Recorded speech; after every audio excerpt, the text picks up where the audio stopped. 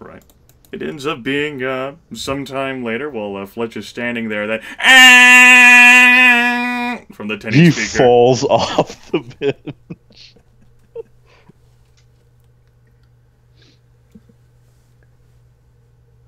Instantly scrambling to get back up on top of it, but not standing, just like sitting in the fetal position in the center of it. Fletch does notice after his tumble and subsequent like getting back on the bench that there is a small tray of the same food, the same hunk of bread, the same thin soup, and another cup right next to the door. He just sits staring at it much more dubiously than before. The tinny speaker crackles back to life with that rumbling basso. Mr. Fletcher, you'll be pleased to know that you have survived the operation.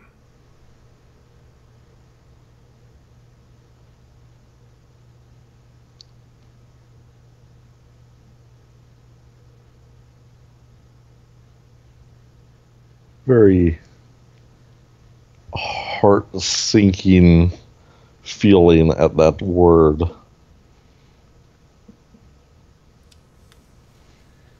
As have all of your companions. Does anything feel different?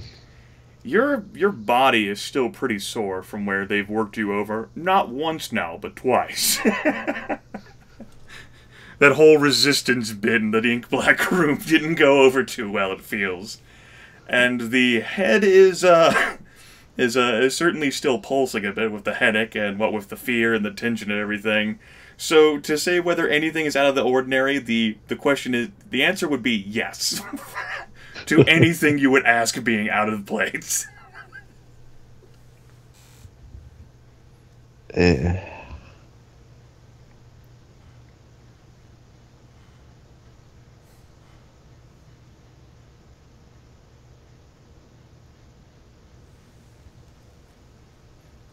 What kind of life did you lead before turning criminal, Mr. Fletcher? Short one. What did you do for a living? He actually half laughs for a moment before responding, completely honest. My father got me into construction. So he did, Mr. Fletcher. So he did. And what sort of skills have you acquired in your lengthy pursuit of construction tourism? Is that a title? Manner of speaking.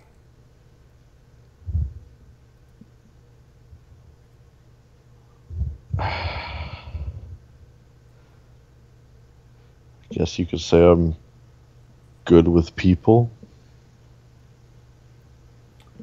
Good with people? Does being good with people give you all of the tools that you would have needed to survive what happened in Sun Meadow? After all, there were certainly many who lived in that little village who were good with people who will never be breathing again. Yeah, like I said, I have a feeling they were a bit more concerned with helping their friends. Lucky me, I didn't have any there. I would also say that some of those individuals were my men who did not get out with more than superficial scratches, who turned who were not as fortunate as a little crook like yourself.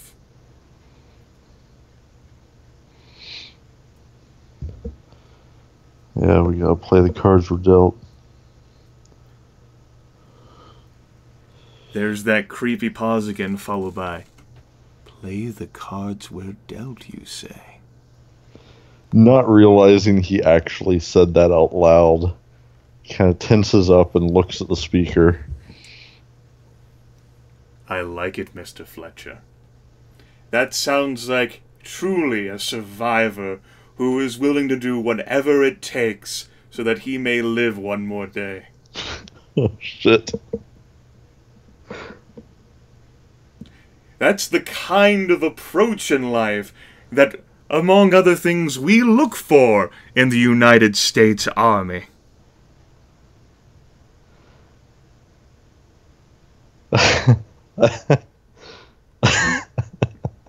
What?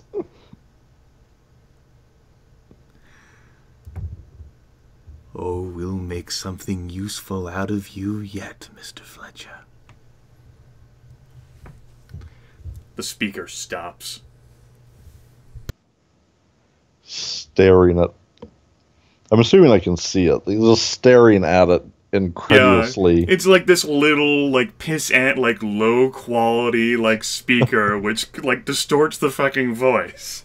It's like it should be completely out of place here, compared to all of the high-tech shit you've seen.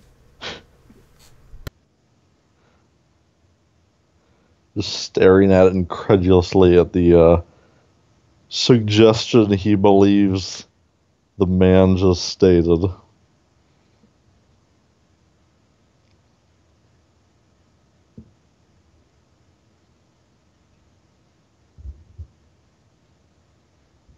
Just left alone again with his thoughts. There is some time later where another tray of food, along with a few indiscernible tablets next to the cup of water, are pushed in, perhaps vitamins, to help replenish body losses. Nope. There's, in regards to a lavatory, that ends up being a wonderful bucket. This time, which has been put off the side of the room. Not that Fletch has been wasting that much, as he has not been given that much to waste. Mm-hmm.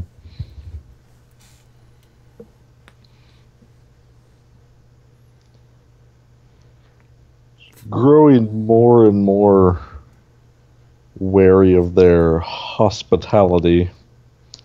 Kind of avoiding the food right now. Mm-hmm. Certainly. There is, of course, the ever-present, every now and again, the intermittent bleating from the speakers. And at times, the dim light above starts to flicker, almost as if it's going to die.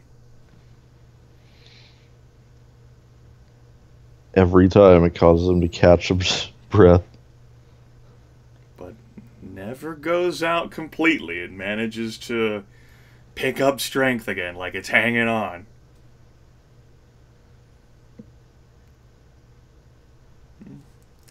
What's Fletch thinking about right now? The idea of being drafted and thrown into some sort of war with these creatures. It's not a very good idea.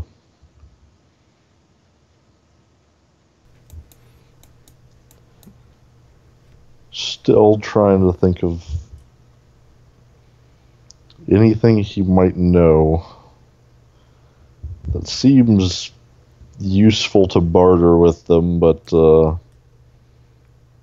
coming up blank.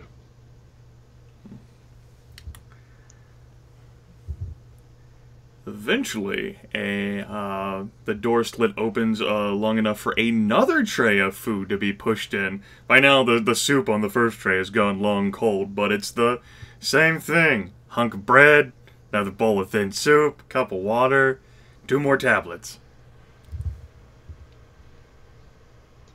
Seems strange they would give so many tablets. Almost as if on cue, the speaker, rumbles to life, and the basso voice says, "We're trying to keep your strength up, Mr. Fletcher. This sort of investigation can take quite a lot out of an individual." Maybe you should change your investigation. Maybe you should change your attitude towards the investigation.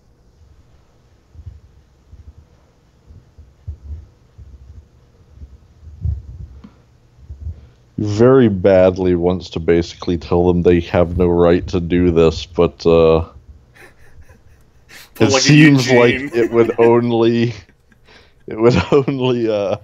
lead to possibly another visit from the cattle crew.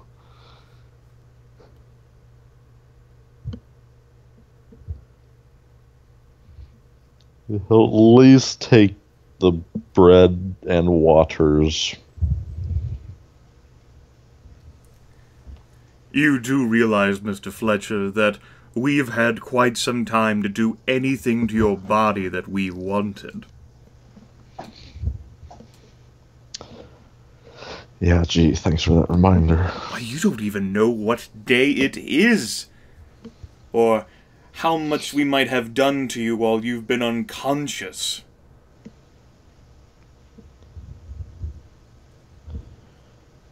I'll usually take a moment to check himself over, because it's not like anything's being concealed.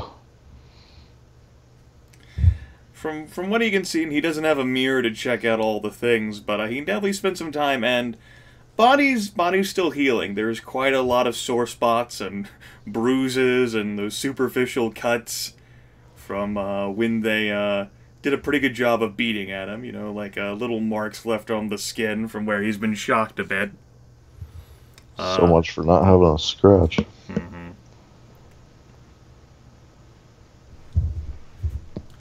Of course, you are not in such a condition now, Mr. Fletcher, but I will recall that you attempted to resist military arrest. Bullshit. Why, if only you had stopped, as Kathleen did, Miss Maverick, then you would actually be far more hearty than you are now. At least she had the good sense to not resist detainment. You'll have to forgive me if I don't exactly believe you. Oh, I understand. You're full of doubt. How could you possibly trust your captors, especially in this situation? We control all information you are fed.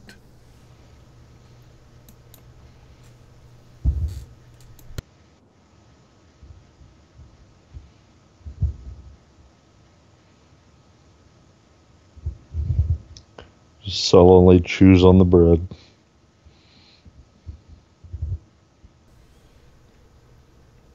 We could take care of that for you.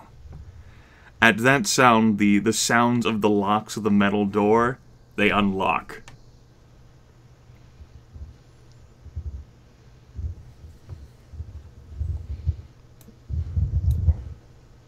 He sits tensed, watching the door.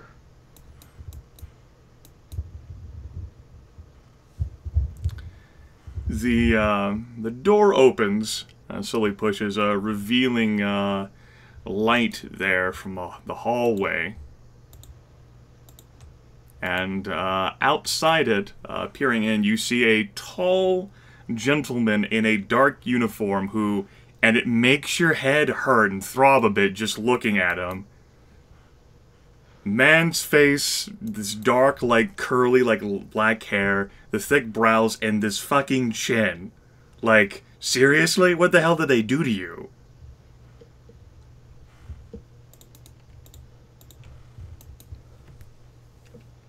This way, if you please, Mr. Fletcher. The basso voice is originating from him.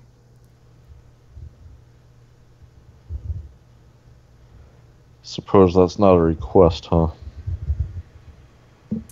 He'll just, not even waiting for an answer, stand up and, setting the food things aside, slowly begin to follow. Sure. And this, the gentleman with the chin replies, "By all means, you are more than welcome to stay in your protective cell." Your choice, Mr. Fletcher.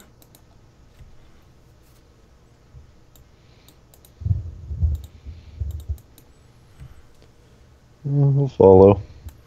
Okay.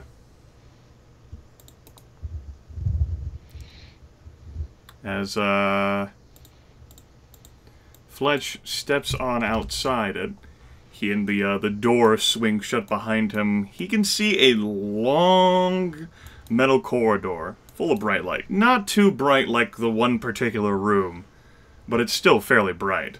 Escorting is the gentleman with the chin, who has quite an impressive uniform on and an accolade, a collection of medals on the breast, are two soldiers, both of whom are still wearing those suits, although the man with the chin does not appear to be doing so.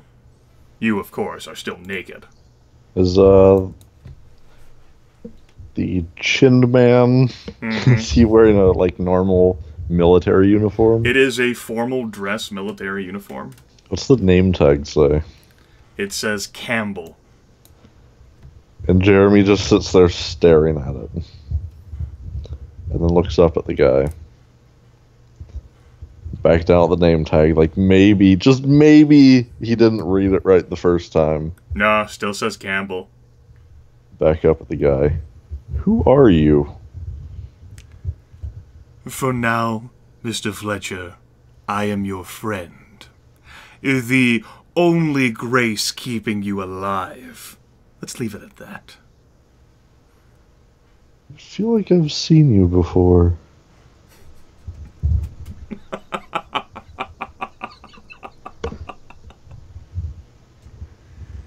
I doubt it. Very few have. He's kind of squinting a little with that look, like he's trying to figure out whether what he believes is true or not.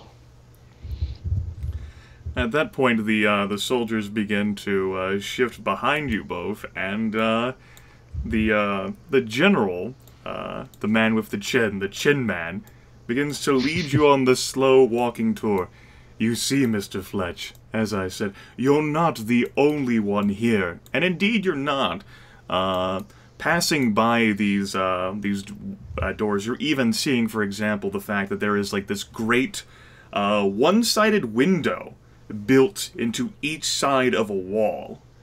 For example, there's one that was looking into your room as you walk past.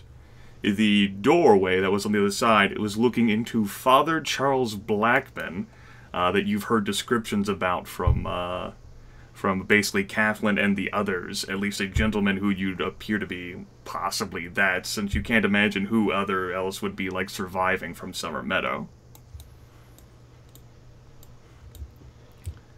Does he happen to see any rooms with the girls that were supposedly holed up with Blackman? Not yet. As you approach this intersection, off to your left here, you're noticing that the room contains a very panicked and terrified Eugene, who is also naked. Just frowns a bit as he watches him. Does he look mostly okay? He Take that as a no. He looks like he's been clawing at the system like tooth and nail, and perhaps has resisted at least as much as Fletch has. Over on the other side is the man that Fletch met at a Romero landmark, Thomas Clady. He's apparently like laying back, stoically on the bench there. His hands clasped over his torso like he's waiting. Well, being a military guy myself, I can definitely attest to the hurry up and wait mentality.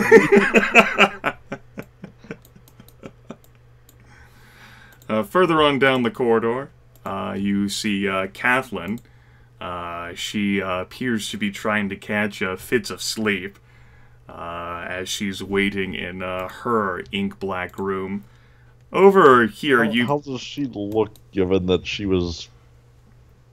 her situation was supposedly described to me as being much better than what I had? Indeed, she looks much better. That might be a combination of the fact that, well, of course she looks better, but also a fact that apparently she does not appear to be carrying much bruises or like markings of anything like the sort of like the markings that might appear on her arms and legs might be because she has pretty big muscles, and they've had to stretch out the binds a little bit. Over on the other side is a gentleman, a dark-skinned gentleman whose name you do not know. Never mind the name tag on him. Roleplay here. Come on, in character. I have no idea whatsoever, or what his stats are. Nope, not at all. Not a bit. As he lays there, you can't hear him, but apparently he's not taking the whole being stuck inside here in Treb, because it sounds like he's shouting, or at least you think he is, from what you can see of his face through the glass, but none of the sound is carrying through. I actually turn to Campbell. He'll ask, is all of this really necessary? Yes, I do believe it is. Got to impress on you the seriousness of this situation, Mr. Fletcher. Anybody who's been out there knows how serious it is. If that were true, then you would have been more cooperative. Didn't seem like you cared. And further on down, you end up catching first onto the right someone who apparently has resisted far more than Fletch has. It's fucking trusty Tony in fighting form. He doesn't give a fuck. He's like covered with wounds and bandages on several spots. Reckless bastard. Head's wrapped up like a fucking, not like a mummy, not as bad as it was a Romero landmark, but it's still, he's got some wounds on him. And over there on the left, Fletch doesn't look that much, because it actually is one of the girls that you imagine were found with the father.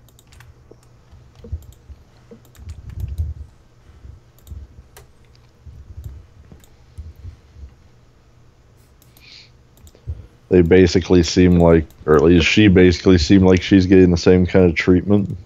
It does. She of course is probably handling the least well out of everyone. She's just like zoned out. Like she wasn't like just barely moving. She just like sat there and like zoned out, like staring at the ink black wall. With that, he'll look at Campbell again and say, "Really? Research. This is necessary. Experiments are necessary in order to ensure the safety of the American people, Mr. Fletcher." Just shakes his head and kind of looks down at the ground as they keep walking. Around a corner in the hallway. It doesn't go on for as long as the other hallway did. Doesn't look like there's any particular special rooms, although there is a pretty big menacing door at the other end.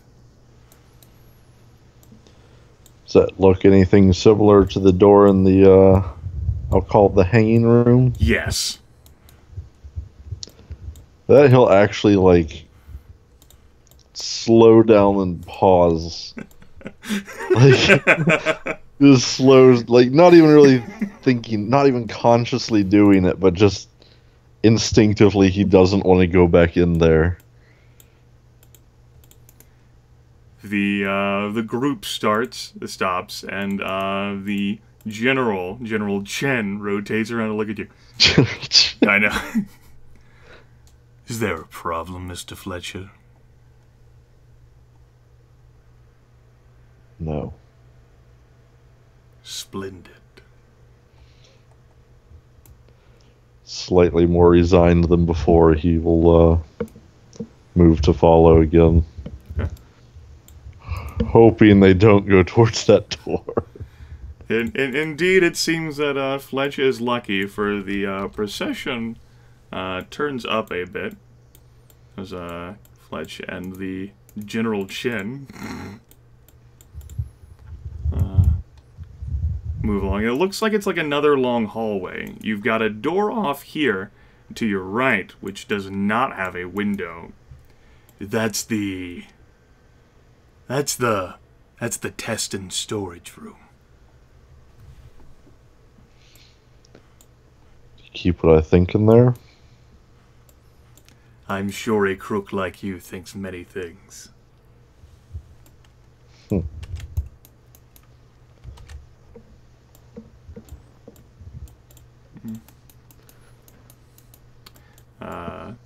we'll walk for even more, and eventually, you two reached like this sort of, it'd be like a gallery area, like a landing with a staircase leading up that Fletch can't end up seeing its termination point. How much more can you see from here to the north? That's pretty much the extent of what Fletch can see. Yeah, any other, like, a lot of doors or anything? There's two more doors. One at this point on the hallway, and then another at this point. Okay. And then and down here, there appears to be an intersection. That looks like a T intersection there? Yeah, it looks like a T intersection, you're thinking. Okay.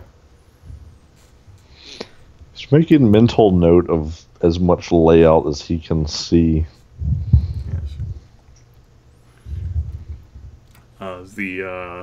Just as they're walking along, the general will actually come to a stop here along this point and take a few steps back from Fletch and say, Mr. Fletcher, the operation is extensive because the needs are extensive. We have kept Summer Meadow in quarantine up to this point. However, the revelations that have been shared, particularly including the small animals which could be infective, have left doubt. Up to this point, your group has been the most effective at handling and indeed surviving this menace which threatens not just our entire country but freedom across the world. Gives him a look of doubt. Not that he's lying, but just that he seems to be laying it on a little thick.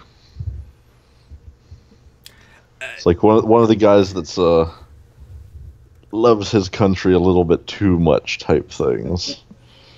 And the chin is certainly wagging. Certainly, though, there's no need to sell you on anything more. After all, you have seen the horrors that these creatures themselves present.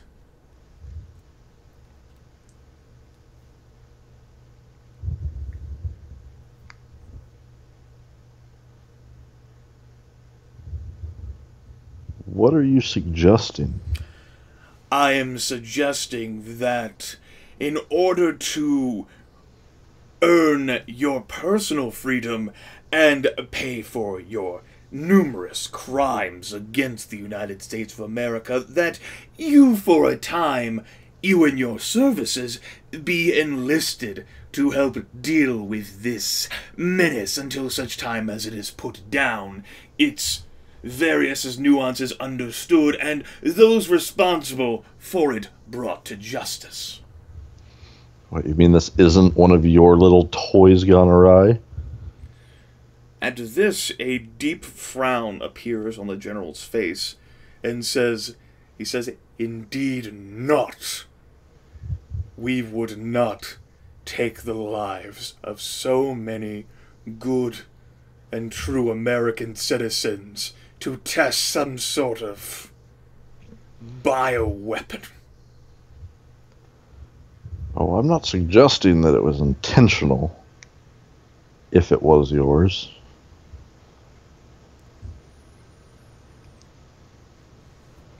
How do you expect to stop it? We don't know how to. That is where you'll be coming in. And then a smile slowly turns up right above the chin there. How do you expect us to stop it? With the same survival ingenuity that you have practiced since you first arrived in Summer Meadow, if not your entire adult life, Mr. Fletcher. Oh, come on, that was... I was dealing with a very small situation and a lot of luck. Well, perhaps your luck will continue to carry through your life, Mr. Fletcher. Feels like you're making that a lot shorter than it could be. Alternatively, perhaps you're playing with house money after everything you've seen and witnessed.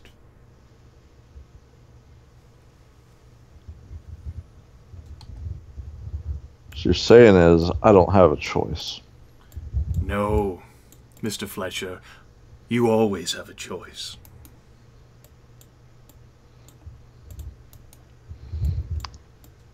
Yeah, and what would those be? The general shrugs and says, well, you've got plenty of ingenuity and imagination.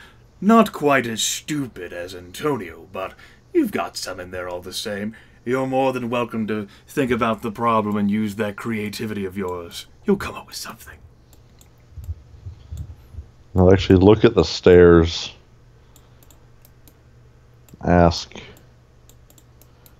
what's up there that you may or may not show me? The Chin Man shrugs and says, oh, just the rest of the military installation. Perhaps up there would be an escape to outside and maybe your freedom. If I earn it. If you earn it.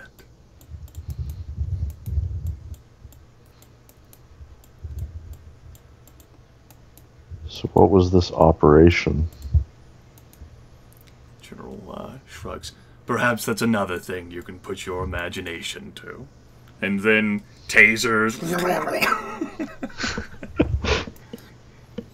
Fletch is knocked unconscious. Son of a bitch!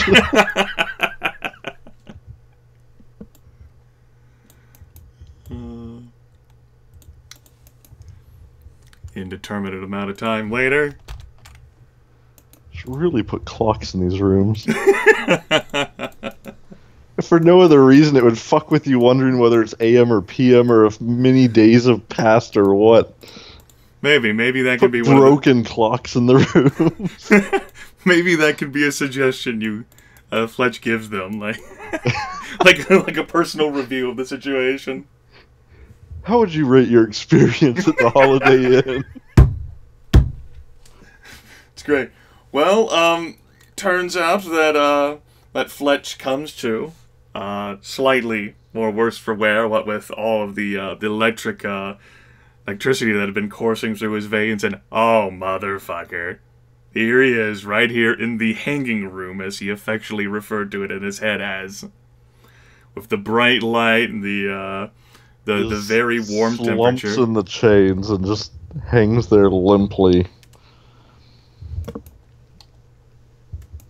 Quite disheartened at the moment. You really wanted to see what was up those stairs. And at that point, the speakers crackle to life, and that basso says, "Chin up, Mr. Fletcher. You've got all the time you need to think of something."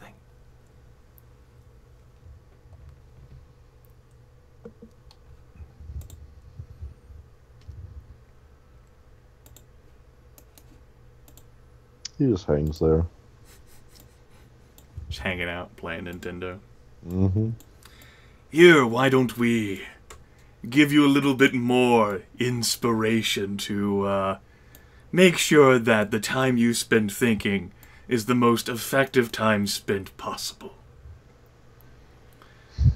At this, the poles, which are actually raised up so high, actually begin to slowly lower down, like they're retracting beneath the metal floor.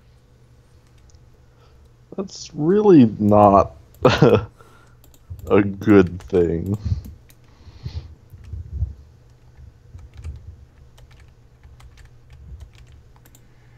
And it ends up being that just now he's just like a foot above the ground when it all stops.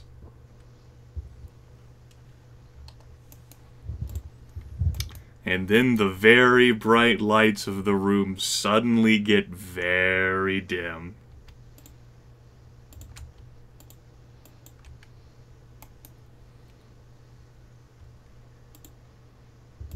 And the door opens, casting bright light from the corridor.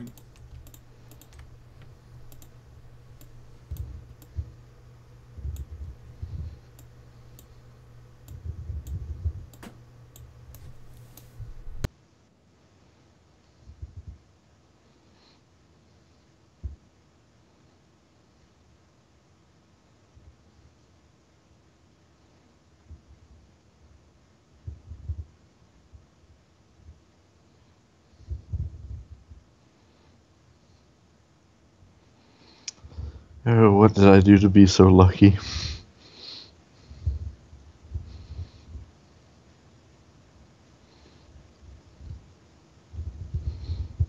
Door shuts, and then the lights go out completely. Before the lights went out, could I tell about how far away they were from me? Oh, now with Fletch dangling about just a foot off the ground, and these little severed heads, 4 of them in total, resting on there, you've got several inches of real estate space between you, your feet and their heads. 4 sets of gleaming, caked in gore teeth. The backs, the backs of their heads resting against the floor, trying to chomp up to get at you.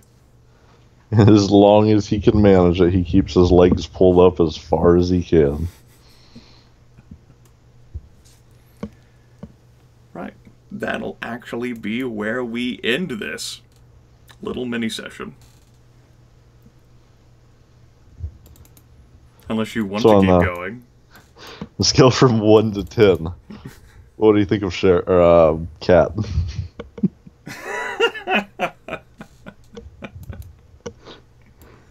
It's not like the thought didn't cross his mind. There were just other thoughts preoccupying him. All things considered, Cat looks pretty good. She does have attractiveness of 1, so it's not as if she's displeasing to the eye. She also could be physically menacing to many people. She has a little bit of a Brienne of Tarth type thing going on there. I don't even know who that is. Oh, it's a Game of Thrones chick that definitely does not have an attractiveness of 1. Okay. Big biter chick. Oh, okay. Biter? Fighter. Oh, fighter. Oh, okay. I was to say biter. Interesting. Especially given this situation. Game of Thrones is nothing like what I expected.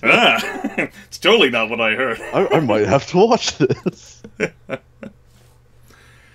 So, and this sort of, these sort of tortures, contemplative moments are going to continue, basically, until the session ends up starting the Thursday after this one.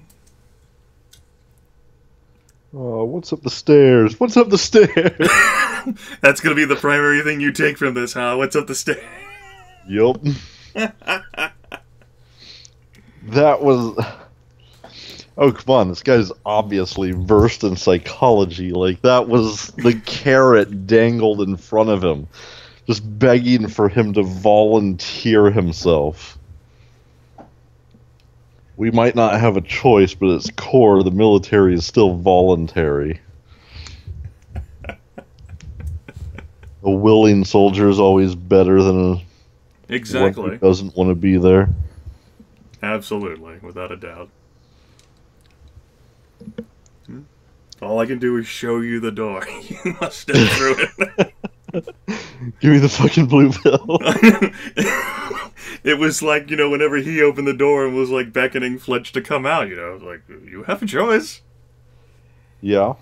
Coming out seemed like it was more likely to give information, the same way playing along seems more likely to give the opportunity for escape. Absolutely. You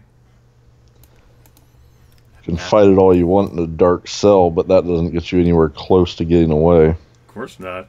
You know, the longer Fletch stays in prison, particularly with the low-quality food he's going to be given, the weaker his muscles will become. And his sanity. Yeah, knowing the offer is there, he's still very disconcerted by the whole operation thing, but right, the word operation, which has multiple meanings, none of them good. the fact that it said the operation on us was complete. You definitely... Gee, thanks. You definitely give himself, when he had the chance previously, when he was trying to check himself over, definitely, like, visual and anywhere he can't see, try to feel himself out to make sure that there's, like, nothing obviously different. Mm-hmm. But I'm assuming he came up empty. No, he came up empty. Just all of those wonderful scars you'll be able to tell the ladies about on his beautiful body. Oh, this is where I got hit by a cattle prod from a United States soldier. And here, and here, and here, and here. Certainly. For participating in the mini session and fleshing out your character, as well as surviving with the mental horrors, both to player and to character, you are free to pick up any 1-point quality from the core rulebook as a way to express how your character has grown, primarily from these 2 weeks. Aha. I'll have to give that some thought. Mm-hmm. You don't have to expend any character points on this. This is just a 1-point quality you can add to the character sheet. Shit, I can't afford resources. As a result of all this, your character gains profit. I made money. I smuggled in contraband and dealt it to the soldier. Establishing business ties that would carry me. I passed go. Give me my $200. You didn't even make it around the entire circuit. I know. I was sent back to jail. You sent directly to jail. I need to roll my dice. I need three doubles. You need some doubles, or you gotta pay $50. Good times. I'm glad you thought that was good times. Good is a very relative word at the moment. Exactly. Still kind of... Especially with General Chin there. Of course it wasn't his government that does it. What are the Chinese be trying to use biological weapons for? Aha! It's all a trick! Using a false face. I've read about this. It was an augmentation. Yeah, Mission Impossible shit. Yeah. It's really just a bad phobe mask. Does the voice also match what I would expect? No, like the voice there is not Bruce Campbell's. Identical twins! No. It is that rumbling basso. Like, have you seen, like, the Dune movie or, like, the Dune sci-fi series? The movie, yes, not the miniseries. Alright, have you read, like, any of, like, the Dune books? Yeah. Alright, think the voice that you would imagine from Baron Vladimir Harkonnen. It's a rumbling basso, like that. It's been deep, a while, but know? Kind of. It's like that deep, rich voice that would come from a man, so veiled in power and greatness, perhaps both assumed and real. Just so rich and deep with numerous veiled threats. That's what you're hearing. That's what you're and getting. Not there. so veiled threats. That's what you're getting here. You don't think they would drop you onto the... Yeah, you don't think they'd drop you onto the zombie feast. The zombie heads. No, he honestly doesn't at this point because he's already stated that... Campbell stated they could get more use out of him as a soldier. Yeah, they certainly could. Now imagine how the rest of the characters have how we'll be responding to this. Fucking pot man. No wonder he was going ape shit.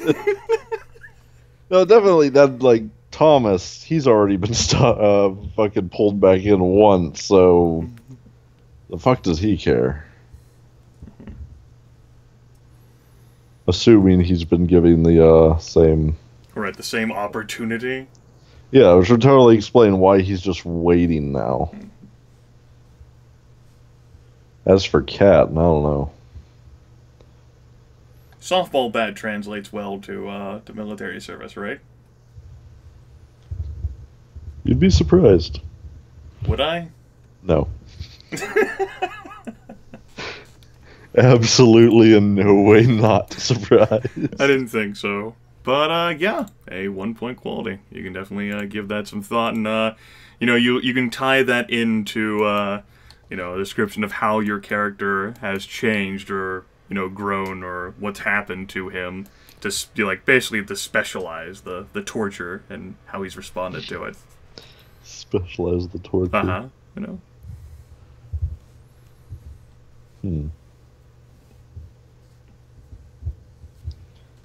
Is that, not complaining, just clarifying, is that in lieu of experience for this and the previous session? No, not for the previous session. I just haven't rewarded experience points for that yet. I'm still thinking. That's just in lieu of experience points for this session. It's basically a reward for developing your character. Cool. And as a result of that, you'll have the quality there to give a mechanic, you know, representation of how your character developed as a result of this. You are also more than welcome to take a 1-point drawback, gaining nothing but the mechanical.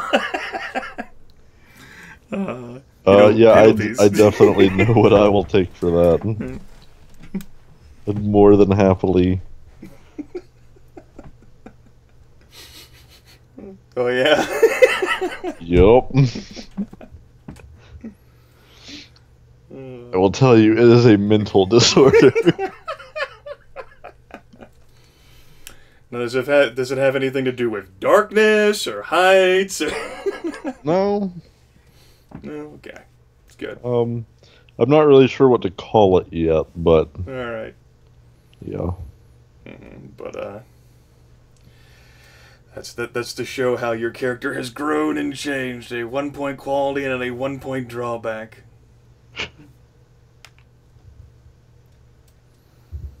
You couldn't just put like a single hot nurse in there somewhere for it.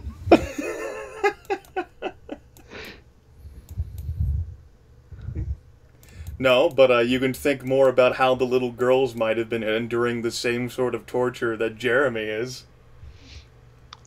Hey, I wonder if any of those suited folk might be. It's a possibility, right?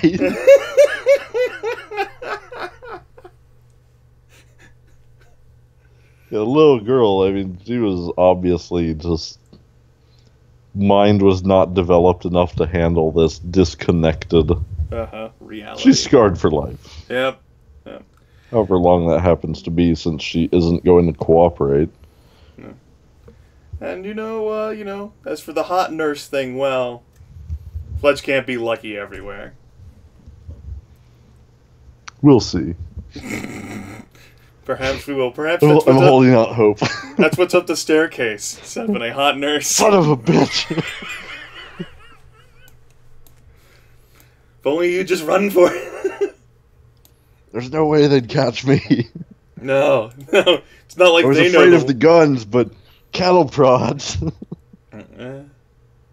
Speaking of, was he armed? Oh. Well. You know, Chinnery McDoo. Yeah. Maybe Fletch should have given that some consideration. Maybe he could have taken him. Well, if he's walking around armed now, it's unlikely that would suddenly change. Maybe because Ryan didn't think to ask for it until now. Maybe Fletch didn't think to ask of it in his own brain. Oh yeah, well, photographic memory. That's true. That is most certainly true. Oh, what are the specifications for photographic memory? I don't have the book open right now. Let me see if I can pull it up real quick. I don't remember the exact wording, but Neither do I. That's why I thought I'd ask. let's say 40-ish. Close.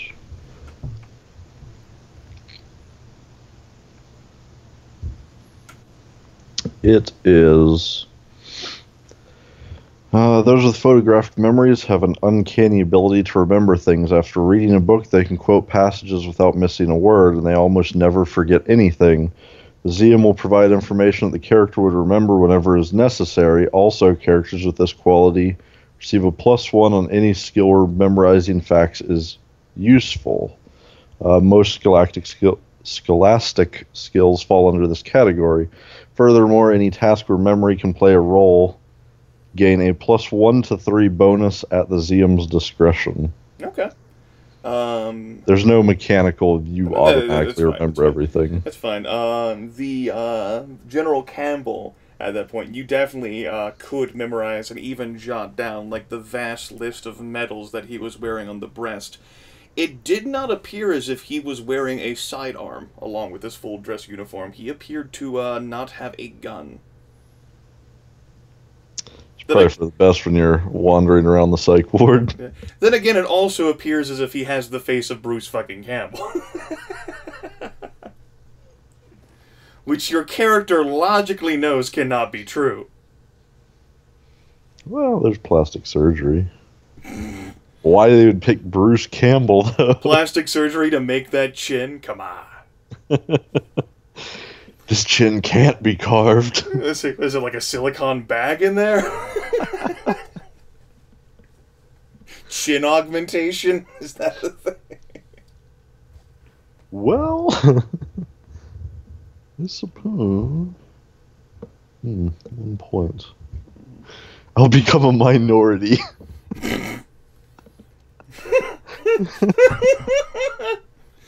Well, in that case, the scars that you had received would actually become physical more in nature, and then people would judge you based on the heavy scarring they could see over your face.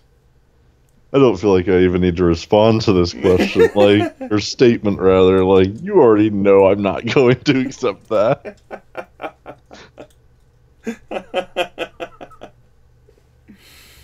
Well, you know. I try not to tell the player, no, I try to work with them. Except in my case.